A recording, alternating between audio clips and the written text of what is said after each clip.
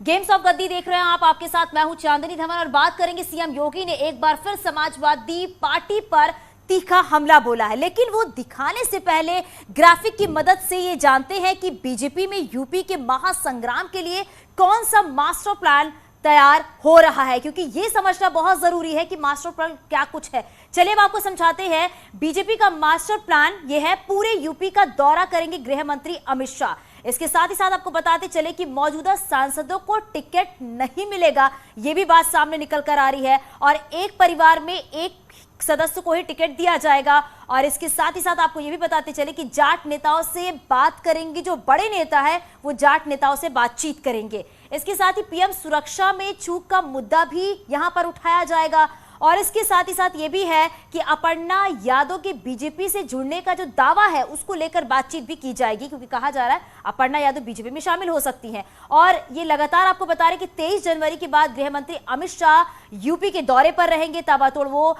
लोगों से बातचीत करेंगे और इसी के जरिए अपनी बात जो है वो जनता के सामने भी रखेंगे। दिल्ली में बीजेपी कोर कमेटी की बैठक हुई, जिसमें यूपी में होने वाले चुनाव पर मंथन और टिकटों के बंटवारे पर बात हुई। बैठक में सीएम योगी, डिप्टी सीएम केशव प्रसाद मौर्य और प्रदेश अध्यक्ष स्वतंत्र देव सिंह शामिल हुए। बैठक में तीसरे, चौथे और पांचवें चरण के उम्मीदवारों पर चर्चा भी हुई।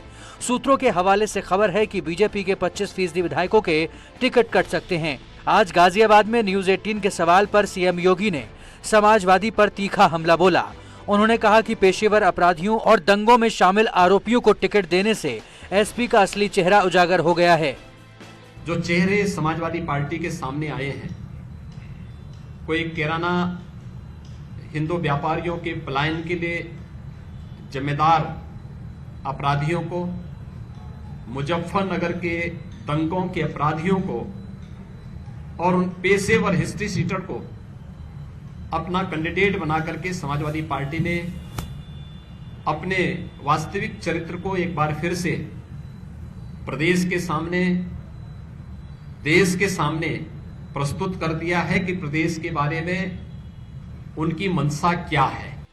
सीएम योगी यही नहीं रुके, उन्होंने कहा कि सिंबल बांटने में टेबल के नीचे खेल हो रहा है, ये अब सबको पता लग चुका है। जनता का आशीर्वाद बीजेपी के साथ है। 10 मार्च को बीजेपी सरकार बनाएगी और अपराधियों को वापस बिल में भेजेंगे। और आदत बहुत जल्दी सुधरती भी नहीं है, और इसीलिए जल्दीबाजी में आज अपना मुंह छुपाने के लिए अब उन्होंने सूची सार्वजनिक करने से परहेज कर दिया है। कहा कि अब चुपचाप सिंबल टेबल के अंदर से लेन देन जो उनका पहले होता था, वही अब सिंबल के भी लेन देन का कार्य अब टेबल के नीचे से उनका चुपचाप होगा। उन्होंने इस बात को फिर से शुरू कर दिया है, लेकिन मैं प्रदेशवासियों को इस बात के लिए आश्वस्त करता हूं, प्रदेशवासियों का, प्रदेश के जनता जनार्दन का आशीर्वाद होगा तो भारतीय जनता पार्टी 10 मार्च को फिर से प्रचंड बहुमत की सरकार बनाएगी और इन पेशेवर गुंडों और अपराधियों पर वैसे ही टूटेगी जैसे पहले टूट करके इनको बिलों के अंदर घुसाया था। इन्हें फिर से बिलों के अंदर घुसाने का कार्य सरकार करेगी। इससे पहले आज लखनऊ में बीजेपी ने तिंदवारी से कांग्रेस से विधायक रहे दलजीत सिंह, झांसी से सपा की पूर्व विधायक रश्मि आर्य को बीजेपी में शामिल कराया। डिप्टी सीएम केशव प्रसाद मौर्य ने बीजेपी प्रदेश कार्यालय में ज्वाइनिंग करवाई। इस मौके पर उन्होंने समाजवादी पार्टी पर निशाना साधते हुए कहा कि ये कोई नई पार्टी नहीं है, वही पार्टी है जो 2012 और 17 में थी।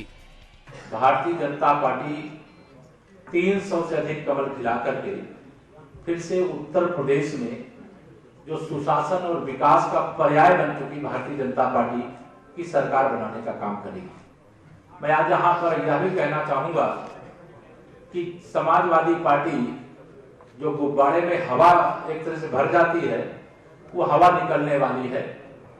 और यह कहने में मुझे कोई संकोच नहीं, पूरे विश्वास से कह सकता हूं, यह नई सपा नहीं है, ये वही सपा है जो 2014 में थी, जो 2017 में थी, 2019 में थी। उससे भी खराब स्थिति में समाजवादी पार्टी 2022 में रहेगी।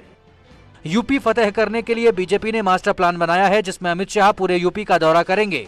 मौजूदा सांसदों को टिकट नहीं देना और एक परिवार में एक टिकट देने का फैसला लिया गया है। साथ ही बीजेपी चुनावी राज्यों में पीएम सुरक्षा चूक के मुद्दे को भुनाएगी। बीजेपी का मानना है कि पीएम की सुरक्षा में चूक से लोगों में नाराजगी है। न्यूज 18 के लिए ब्यूरो रिपोर्ट। अखिलेश यादव ने आज लखीमपुर के अनाज से लिया अन्न संकल्प लिया है।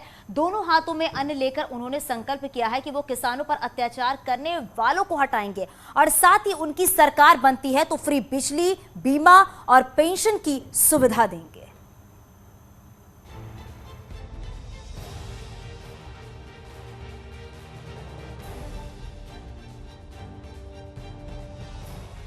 यूपी के महासंग्राम में बीजेपी को हराने के लिए अखिलेश यादव ने आज अन्न संकल्प लिया। इस मौके पर अखिलेश यादव के साथ किसान नेता तेजिंदर सिंह ब्रिक भी मौजूद रहे। लखीमपुर कांड के वक्त तेजिंदर भी गाड़ी से टक्कर लगने पर जख्मी हुए थे। अखिलेश यादव ने कहा कि तेजिंदर सिंह ब्रिक आज समाजवादी पार्टी सपा के साथ हैं। इनको लखीमपुर में कुचलने की कोशिश की गई थी। अखिलेश ने आगे कहा कि किसानों ने आखिरकार सरकार को झुका दिया था, जिसकी वजह से दबाव में आकर उन्हें 3 कृषि कानून वापस लेने पड़े। 3 कृषि कानून को वापस लेने पर अखिलेश ने बीजेपी पर हमला बोला और कहा कि वोट के लिए बीजेपी ने किसानों के साथ साजिश की। किसान शहीद हुए, जान गई, आंदोलन किया, झूठे मुकदमे लगे, परवाह नहीं की और उस आंदोलन को लगातार चलाते रहे। अंततः वोट के लिए भारतीय जनता पार्टी ने तीनों किसानों के काले कानून वापस लिए। जो लोग आतंकवादी कहते थे, जो लोग मवाली कहते थे, न जाने किन शब्दों से किसानों को अपमानित करते थे, आज वो कह रहे हैं कि किसानों के हित में वो 3 कानून वापस लिए। अखिलेश यादव ने कहा कि उनकी सरकार बनने पर गन्ना किसानों को 15 दिन में भुगतान किया जाएगा। किसान रिवॉल्विंग फंड दिया जाएगा। इसके साथ ही किसानों को मुफ्त बिजली, ब्याज मुक्त लोन और बीमा भी दिया जाएगा। प्रेस कॉन्फ्रेंस में किसान नेताओं के साथ अखिलेश यादव ने अनाज हाथ में लेकर अन्न संकल्प लिया और बीजेपी को हराने का भी प्रण लिया।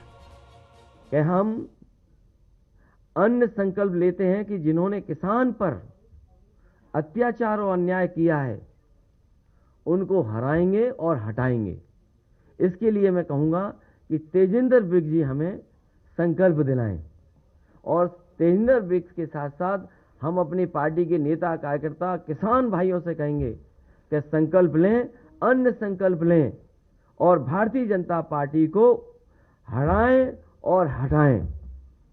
हम सभी लोग संकल्प लेते हैं कि जिन्होंने किसानों पर अन्याय और अत्याचार किया उनको हराएंगे और हटाएंगे। ये हमारा अन्न संकल्प है। वहीं अपर्णा यादव के बीजेपी में शामिल होने की अटकलों पर अखिलेश यादव ने कहा कि हमारे घर का मसला है, हम खुद देख लेंगे। मुझे इस बात की चिंता है कि हमारे परिवार की हमसे ज्यादा चिंता भारतीय जनता पार्टी को है। कहीं आप भारतीय जनता पार्टी से प्रेरित होकर के तो नहीं सवाल पूछ रहे हो? अपने अन्न संकल्प कार्यक्रम के दौरान अखिलेश यादव ने कहा कि वो बीजेपी के बाद अपना मैनिफेस्टो लॉन्च करेंगे। उन्होंने कहा पहले बीजेपी बताए कि कितने स्मार्ट सिटी बनाए गए। बीजेपी का मैनिफेस्टो लॉन्च होने के बाद वो अपना घोषणा पत्र जारी करेंगे। न्यूज़ 18 के लिए ब्यूरो रिपोर्ट।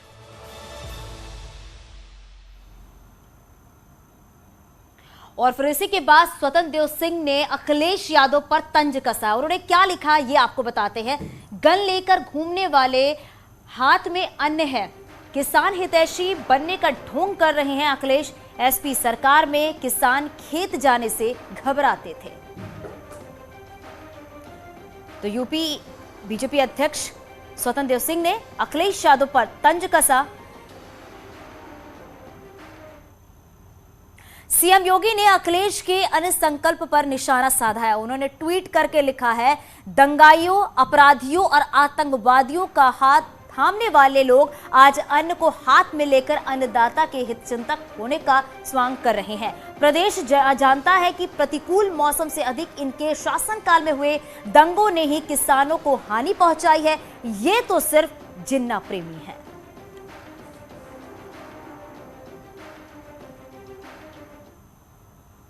केंद्रीय मंत्री संजीव बालियान ने नरेश टिकैत से मुलाकात की है। संजीव बालियान ने नरेश टिकैत के गांव जाकर उनके घर पर उनसे मिले और हालचाल जाना है। चुनावी माहौल में इस मुलाकात के कई मायने भी निकाले जा रहे हैं। नरेश टिकैत ने पहले एसपी और आरएलएस को समर्थन देने की बात कही थी, लेकिन अब उनका कहना है कि सभी दल एक जैसे हैं, सभी प्रत्याशियों को उनका आशीर्वाद है।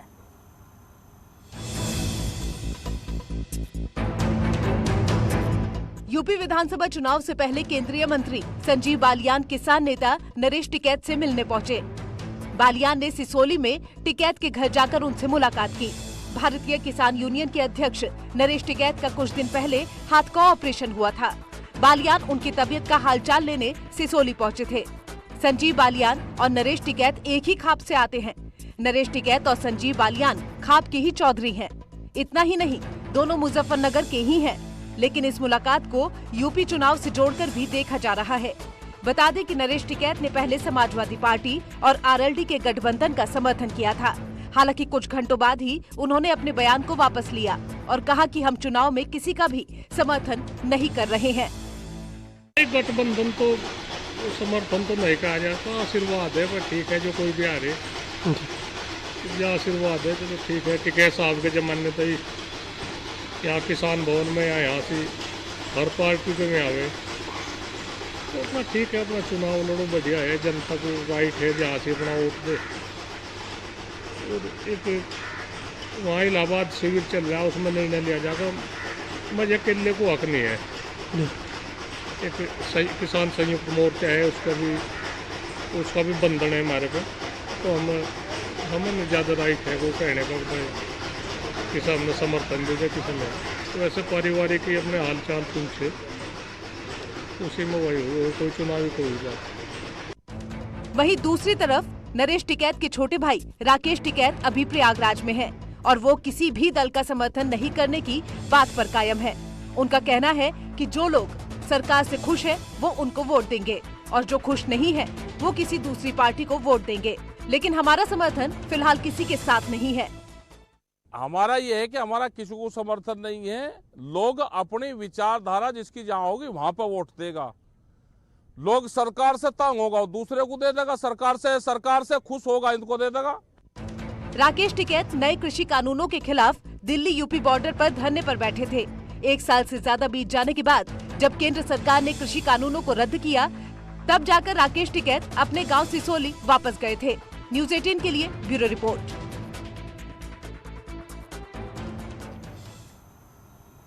और अब बात करते हैं यूपी में 100 सीटों पर ओवैसी की पार्टी AIMIM चुनाव लड़ेगी। अजदुद्दीन ओवैसी ने ऐलान किया है, उन्होंने बताया है कि उनकी पार्टी 100 सीटों पर प्रत्याशी उतारने का फैसला लिया है। 16 जनवरी को पहली लिस्ट जारी हो गई थी जिनमें 9 उम्मीदवारों के नाम थे। आज 8 और प्रत्याशियों का ऐलान किया गया है।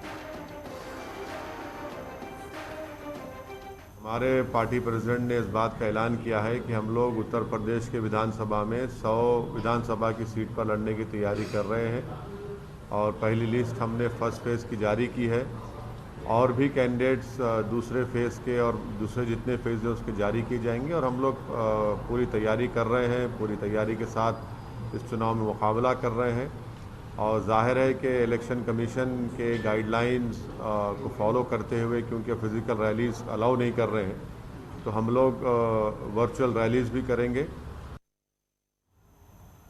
आईएमसी ने यूपी समेत 5 राज्यों में कांग्रेस का समर्थन करने का ऐलान किया है। आईएमसी के मुखिया तौकीर रजा ने दावा किया है कि देश को कांग्रेस से बेहतर कोई नहीं चला सकता। तौकीर रजा ने बीजेपी के अलावा समाजवादी पार्टी पर भी निशाना साधा है। तौकीर रजा ने दावा किया है कि समाजवादी पार्टी के शासन में भी यूपी का विकास नहीं हुआ, लिहाजा इस बार सिर्फ कांग्रेस को ही समर्थन देंगे।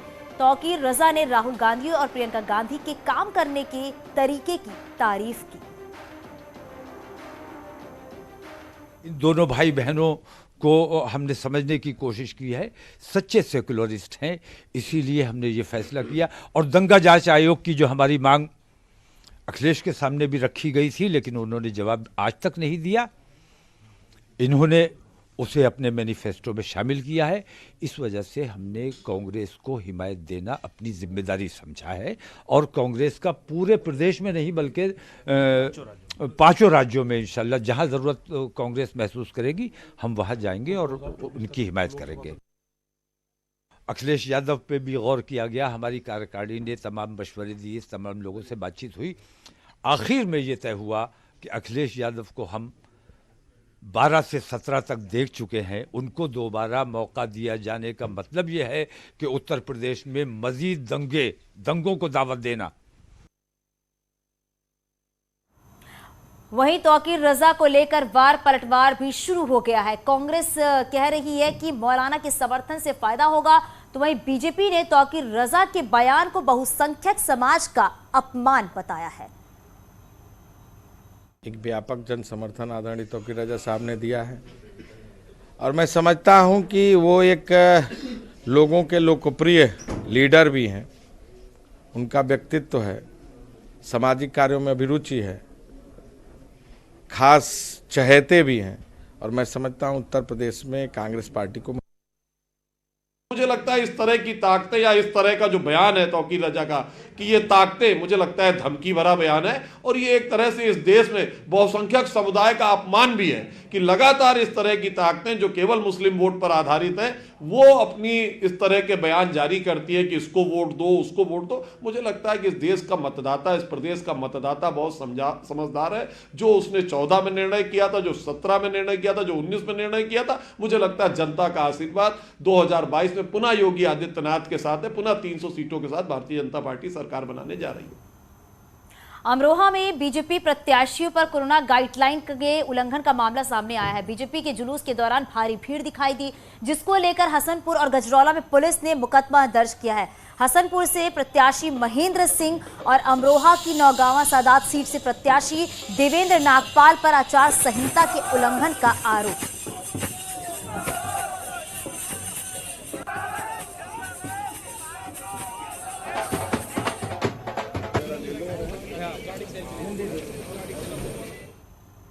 उत्तर प्रदेश के जनपद मुजफ्फरनगर में 3 बीजेपी के प्रत्याशियों पर आचार संहिता और कोविड नियमों के उल्लंघन में एफआईआर दर्ज हो गई है। अब आपको बताते चलते कि पहली एफआईआर पुरकाजी विधानसभा सीट से बीजेपी प्रत्याशी प्रमोद उटवाल पर हुई है।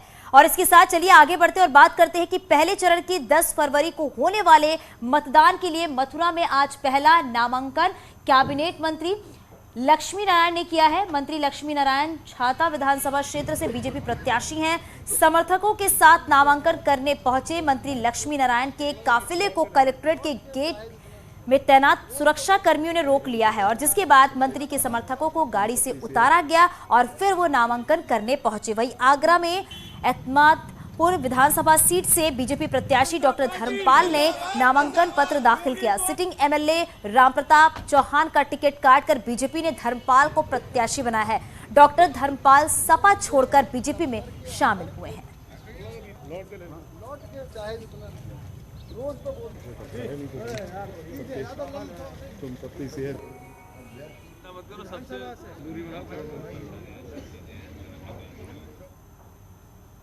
और आगे भी खबरें जारी हैं, हर छोटा सा ब्रेक के लिए जल्द लौटते हैं।